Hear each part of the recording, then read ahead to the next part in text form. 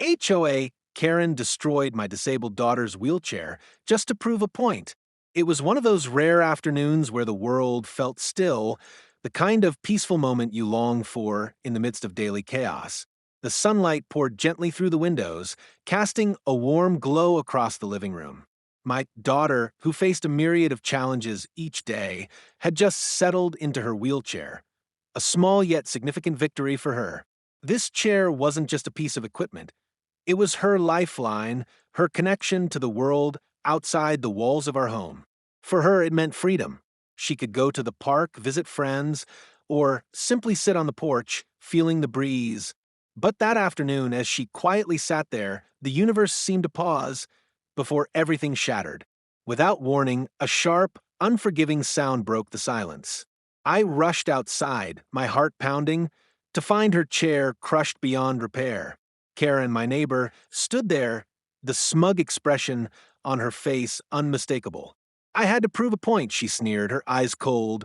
She hadn't just damaged a wheelchair. She had destroyed the one thing that allowed my daughter to live with some semblance of independence. The act felt deliberate, cruel, and unnecessary. The anger surged through me, but there was no time to dwell on it. The damage was done, and my world, along with my daughter's, had been forever changed in that instant. My daughter, Emma, has lived a life filled with obstacles most people can't even imagine. From the day she was born, her body was constantly at war with itself. She has faced numerous surgeries, each one a battle of its own, countless physical therapy sessions that left her exhausted, and countless doctor's appointments that felt like they never ended. Yet despite all this, Emma has always kept a sense of calm in her eyes, a bright smile on her face, and a strength that leaves everyone around her in awe. Every day, I watch her navigate the world with resilience. What others might take for granted, walking, running, simply getting up from a chair, was an enormous challenge for her. But she does it with grace, as if each struggle was a mere stepping stone, never allowing her to show weakness. Her wheelchair was not just an accessory. It was her symbol of independence. It was the one thing that made her feel like she could still experience life, like any other young person. Whether it was going to the park, visiting her friends, or simply enjoying the warmth of the sun, that chair represented the freedom she deserved. Karen, on the other hand, was a constant presence in our lives, a reminder that not everyone sees things the way we do. She lived across the street, and at first, we barely noticed her. She was one of those neighbors who kept to herself, always too busy with her own life to bother with anyone else. But as the months went by, we started noticing her cold stares and the quiet mutterings whenever she passed by. At first, we brushed it off. After all, people sometimes don't get along. But it didn't take long to realize that Karen had a particular dislike for us. It wasn't just me she seemed to be bothered by, it was Emma, too. From the very beginning, Karen made it clear that she didn't approve of how we lived our lives. Every time we parked our car in the driveway, she'd throw a glance that could freeze you in place.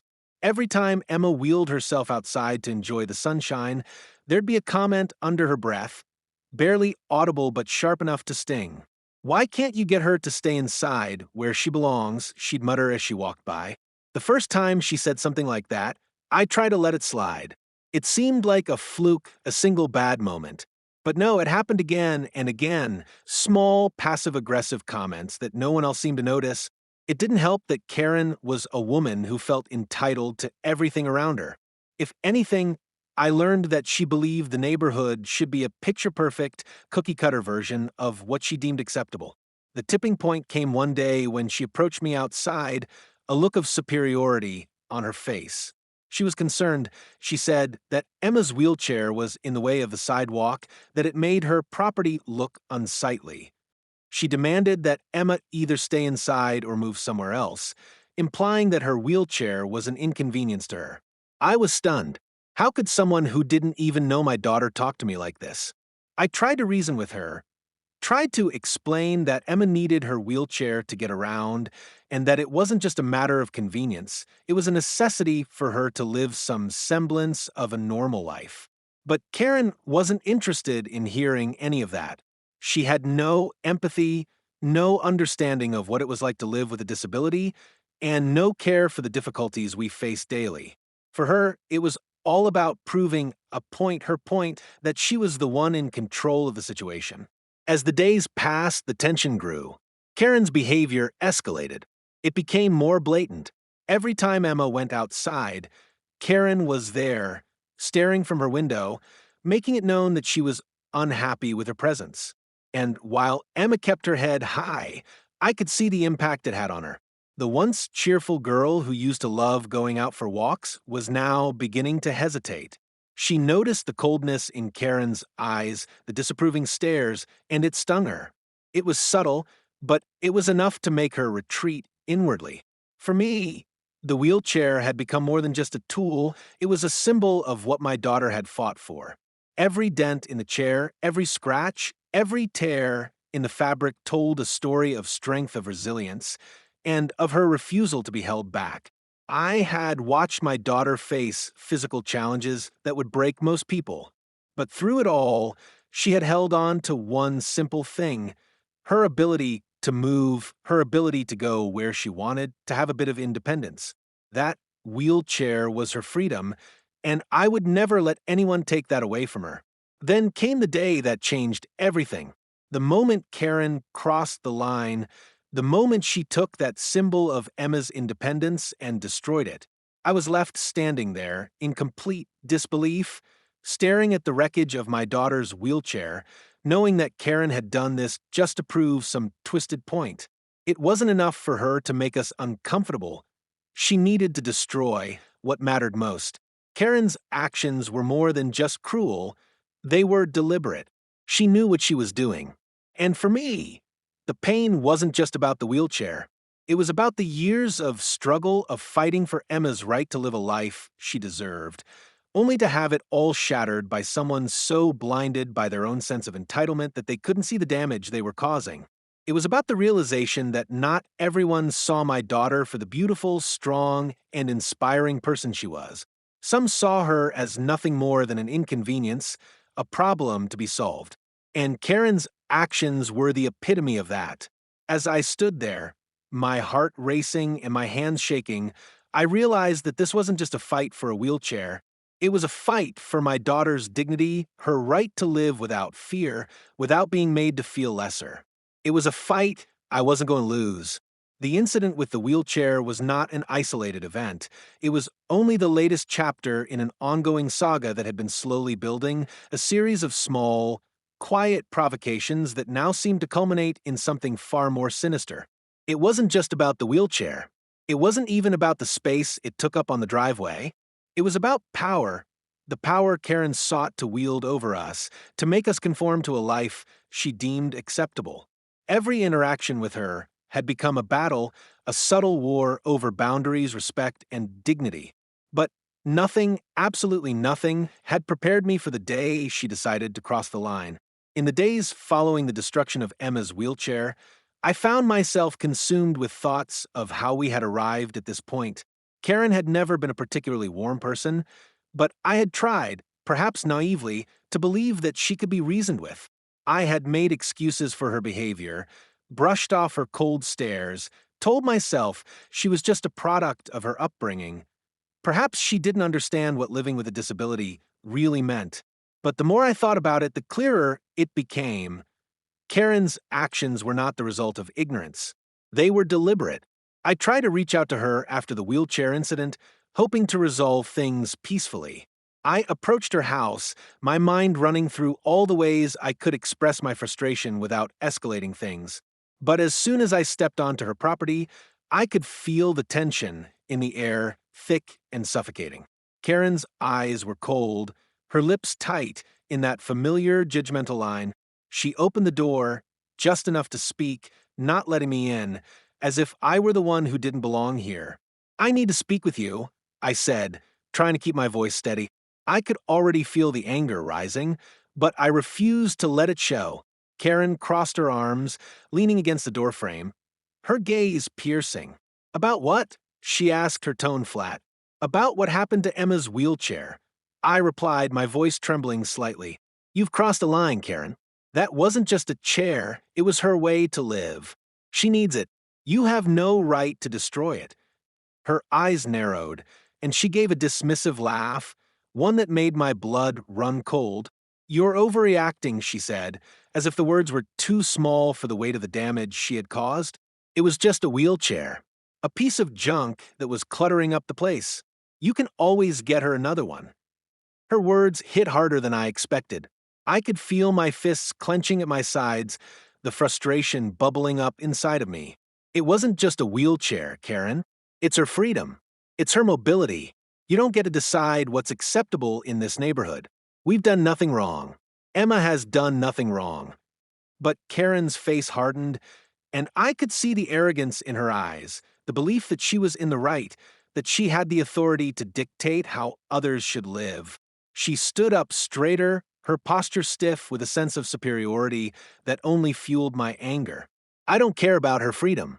She's a burden on this community, and that chair, it's just one more thing taking up space. You've had your chance to live here, to make this neighborhood yours, but you've gone too far. I was taken aback. The words stung, but they also revealed something far more dangerous, something I hadn't fully realized until that moment. Karen didn't just hate what we had. She hated the very idea that we were different, that we were allowed to live with dignity and autonomy in a world that wasn't built for people like Emma. Her hatred was rooted in a misguided sense of entitlement, a belief that she had the right to dictate how the neighborhood should look, how people should live, and who deserved respect. You think this is about a chair? I shot back, my voice rising in frustration. This is about a woman who thinks she can decide who belongs and who doesn't. You think you can tear down what my daughter needs and I'll just let it go? No, Karen. This ends now. But Karen wasn't listening. She had already decided that she was in control. She was above this, above any consequence, and she wouldn't back down. You're wasting your time, she said with a cruel smile. I've made up my mind. You'll figure it out. Just get her another chair and stop making a scene. Her words were final, as if they held all the power in the world. But I couldn't let it go. I wouldn't. Karen had crossed a line that I couldn't ignore. I had spent my life protecting Emma, fighting for her, ensuring she could have as normal a life as possible despite the world constantly pushing against her. And now, this woman who didn't understand the first thing about living with a disability, wanted to take away what little sense of independence my daughter had left. Days passed, but the anger never faded. Karen's actions haunted me like a shadow that followed me everywhere I went. I felt the weight of her cruelty in every interaction with my daughter, in every attempt to comfort her, to reassure her that the world wasn't as hostile as it seemed. Emma had always been resilient, but the look in her eyes when she saw the broken chair told me everything. She had been shaken, and so had I. This wasn't just about losing a wheelchair. It was about losing trust in the people around us, in the world we lived in. What hurt even more was that Karen didn't see the damage she had caused. She didn't see the way her actions had affected a young girl who had fought so hard for everything she had. Karen's sense of entitlement blinded her to the pain she had inflicted, and she had no intention of backing down. The tension between us continued to grow, each passing day bringing more hostility, more bitterness. She no longer made subtle comments from across the street. Now, she made sure to speak her mind loud and clear whenever she saw us. One afternoon, I saw Karen standing in front of her house, arms crossed, watching us as we tried to get Emma out of the car.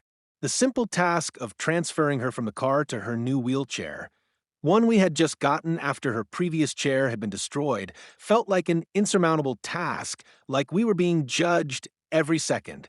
And there she was, Karen, watching, waiting for any sign of weakness, her eyes cold, her lips twisted into a sneer. In that moment, I realized Karen wasn't just trying to make a statement about the wheelchair. She was trying to break us, to make us feel small, insignificant, and powerless. But the more she pushed, the more determined I became to stand my ground. She might have thought she could destroy Emma's wheelchair, but she couldn't break our spirit. It was time to take action, time to put an end to this, no matter the cost. The war for our dignity, for Emma's right to live without fear, was just beginning, and Karen would regret underestimating us. The morning started like any other. The sky was overcast, a soft drizzle falling, almost as if the world was already mourning what was about to happen. I had just helped Emma get into her new wheelchair, the one we'd finally been able to replace after Karen had destroyed the old one. She was smiling, her bright eyes filled with a quiet hope that the world could be a little better today. But as I wheeled her outside, I saw her face drop the moment her gaze met the one person who could ruin everything, Karen. Karen was standing on her front lawn, arms crossed, eyes fixed on us. Her posture was rigid, like a sentinel waiting for something, waiting for the moment she could make her presence felt again. I could feel the tension build, instantly my stomach turning into knots. She was just standing there, watching as if waiting for us to make a mistake, to slip up in some way. My blood began to boil. The more I saw her, the more I felt the anger building inside of me, like a storm raging just beneath the surface. I tried to ignore her, but I knew it wasn't possible. Karen had a way of making herself the center of attention, even when she had no right to be. Emma, sensing the change in atmosphere, started to fidget in her chair, her hands gripping the armrests. I could see the apprehension in her eyes. She didn't want to be seen as the target again. She didn't want to face Karen's judgment, her cruel stare that seemed to tear away any sense of peace we might have found. As I wheeled Emma closer to the driveway, I heard Karen's voice call out, sharp and cutting, "Is that all you can do? Drag her around like some sort of display?" My heart skipped a beat. The words were like daggers.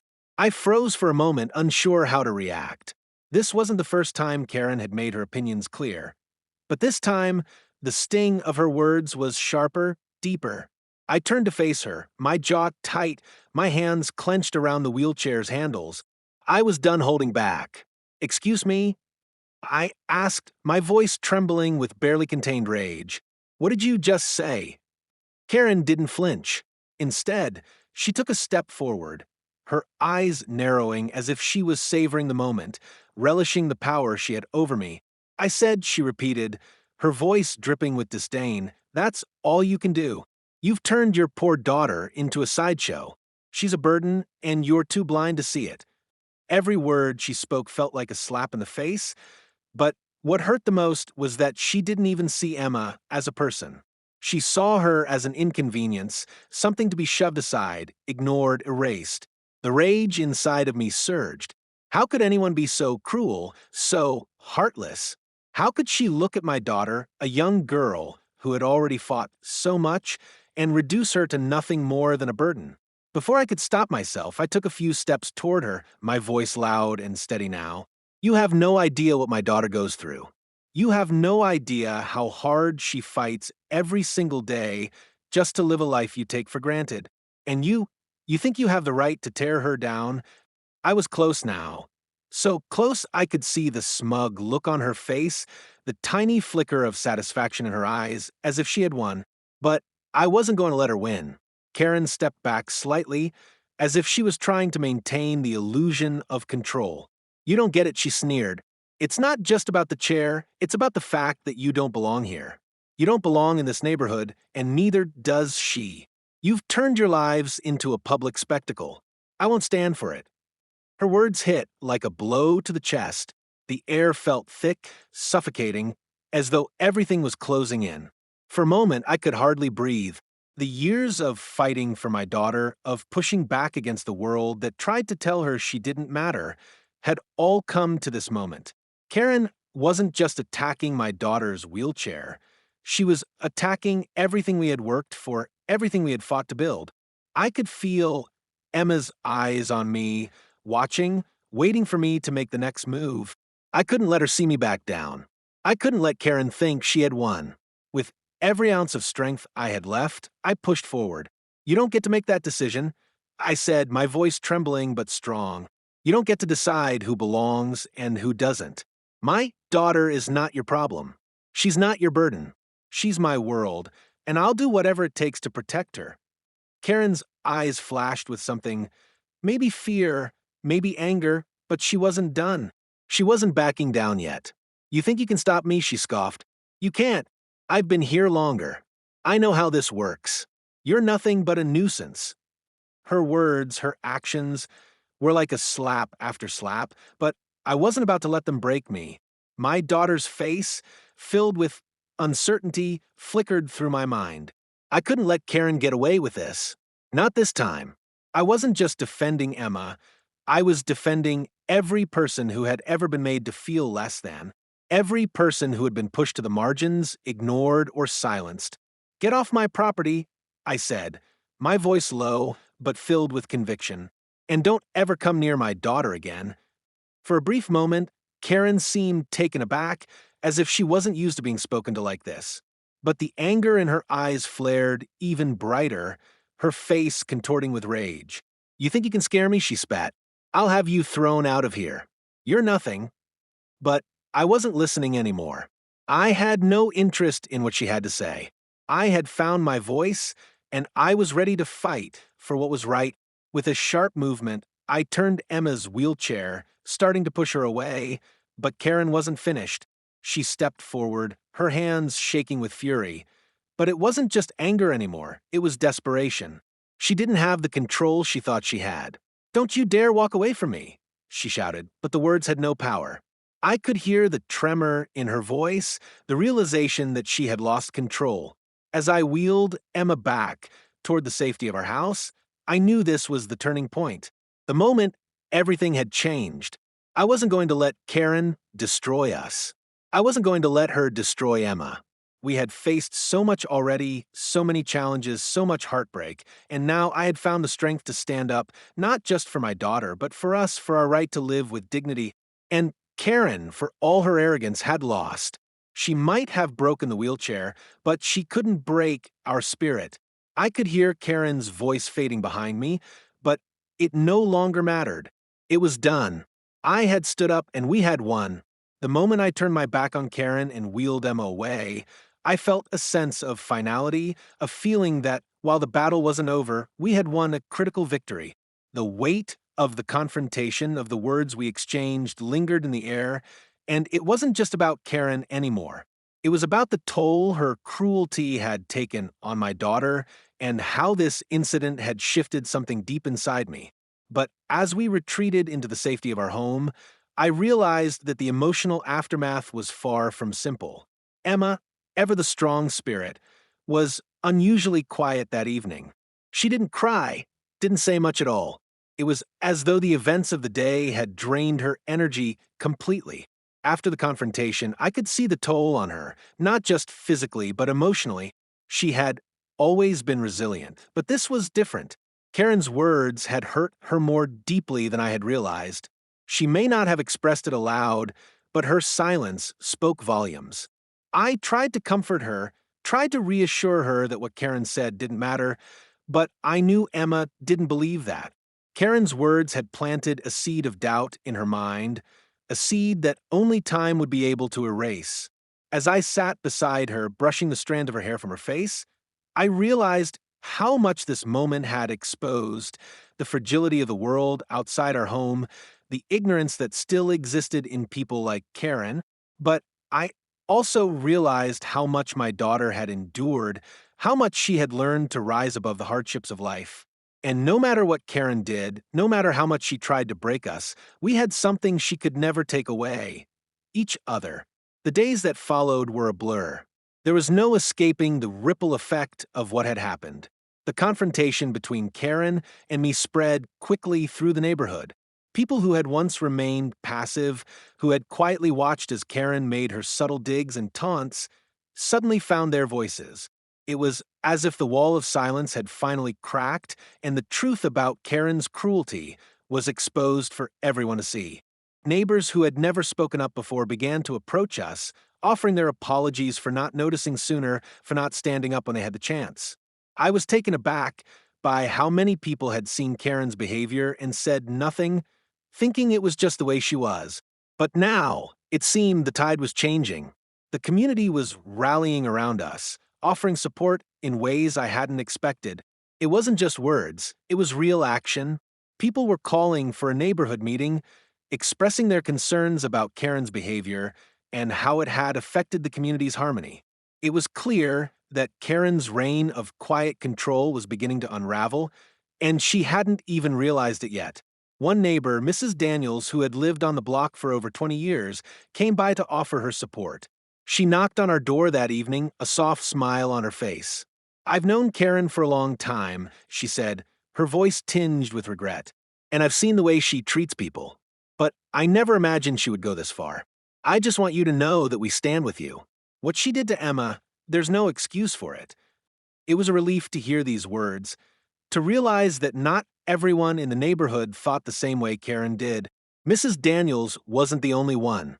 Over the next few days, other neighbors came forward, expressing their anger and disappointment at Karen's actions. Some offered to help us in whatever way they could, whether it was assistance with Emma's mobility or simply providing a listening ear. But while the community began to rise up against Karen's actions, Emma and I were left to deal with the emotional fallout. Emma was quieter than usual. Her once bright and hopeful eyes were clouded with a mix of confusion and sadness. She had always been a fighter, but I could see that the events of the last few days had shaken her deeply. It wasn't just about the wheelchair, it was the realization that some people would go to extreme lengths to impose their beliefs on others, and she had become the target. I spent time with her, trying to reassure her that not everyone was like Karen. "You don't need to prove anything to anyone, Emma," I told her, my voice gentle but firm. "You are strong, and you deserve to live your life without fear or judgment. What Karen said doesn't change who you are. You are more than just a chair or a disability." Her eyes met mine, and I saw a flicker of understanding, but the doubt was still there. She was processing everything in her own way, and I knew it would take time for her to heal from this. She had always been a symbol of strength for me, but in that moment, I realized that it was my turn to be her strength. As the days wore on, Karen began to retreat into herself. Her usual arrogance, the smug look she wore so easily faded. She wasn't used to people standing up to her, and now, for the first time, she was facing the consequences of her actions. Her attempts to justify what she had done began to fall on deaf ears. The other neighbors, those who had remained silent before, were now speaking out, and they weren't afraid to make their voices heard. The very community that Karen had tried to control now turned against her. At first, Karen tried to backpedal. She tried to play the victim, claiming that she didn't understand why we were making such a big deal out of something so trivial. She claimed she was misunderstood, that she never meant to hurt anyone. But it was too late. The damage had been done. People saw her for who she truly was, a woman who would go to any lengths to impose her will, no matter the cost. And for the first time, the community wasn't willing to let her get away with it. Emma and I began to regain our confidence in small but significant ways. We started to venture outside again, taking walks around the block, visiting the park. And though Karen's presence still hung over us like a dark cloud, I could feel Emma's spirit rising. She was slowly finding her footing again, slowly regaining her sense of independence. It wasn't an easy road, but we were taking it one step at a time, and that was enough. For me, the fallout of this confrontation wasn't just about Emma's wheelchair being destroyed. It was about the realization that people can surprise you, sometimes in good ways, sometimes in bad. I had learned that standing up for what's right doesn't always guarantee a smooth path, but it is always worth it. I had stood up for my daughter, and in doing so, I had stood up for all of us. Karen had tried to break us, but we were stronger than she had ever realized. And as the community came together, as Emma found her strength once again, I realized that no matter how much Karen tried to tear us down, we would always rise. The aftermath of that day with Karen was far more transformative than I had ever anticipated. It wasn't just about the broken wheelchair or the cruel words she had spoken. It was about the revelation of just how far people could go to tear others down and how important it was to stand up against such injustice, no matter the cost. In the weeks that followed, the neighborhood began to change. Karen, who had once been the silent puppet master pulling the strings of a perfect world, was now on the outside looking in. The community, which had once allowed her to manipulate the narrative, began to speak out against her actions. They no longer tolerated her cruelty, and the support we had received was nothing short of overwhelming.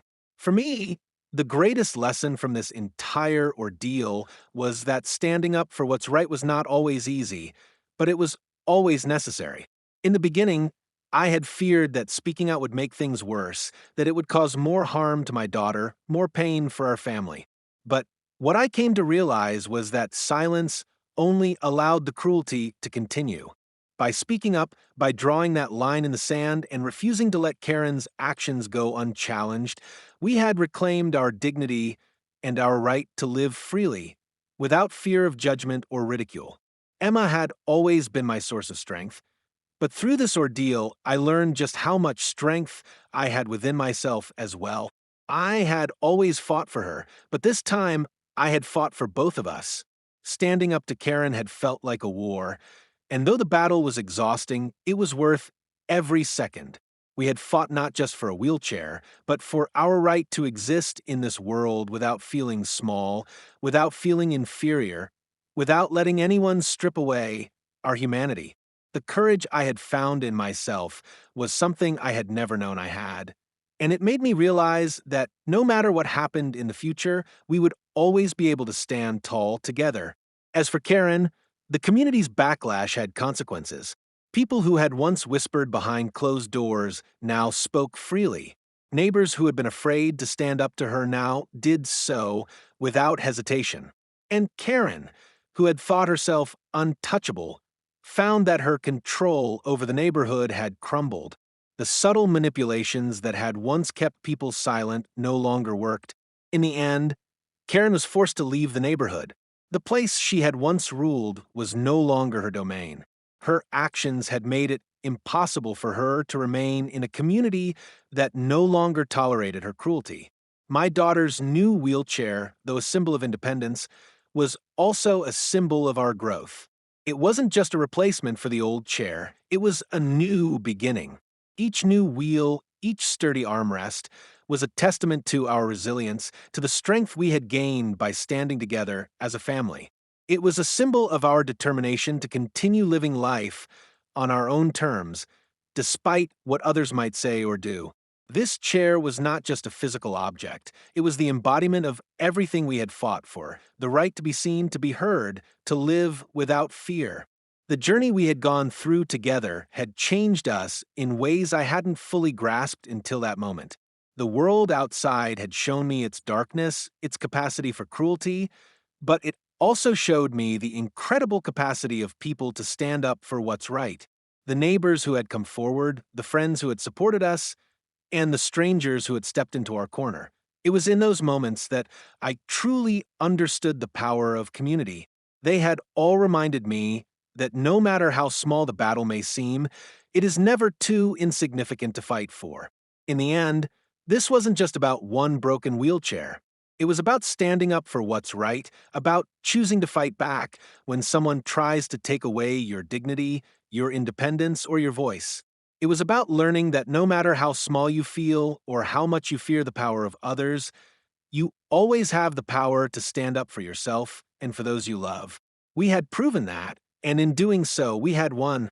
The sun finally began to shine again, and as I wheeled Emma out to the front yard, I saw her smiling, a true, genuine smile. For the first time in a long time, she didn't just see a wheelchair. She saw the world waiting for her. And that, more than anything, was worth every step of the fight. If you believe in standing up against cruelty and protecting the rights of those who are too often overlooked, then I need your help. My daughter and I have fought for our dignity, our independence, and the right to live without fear, and we won. But this fight isn't over.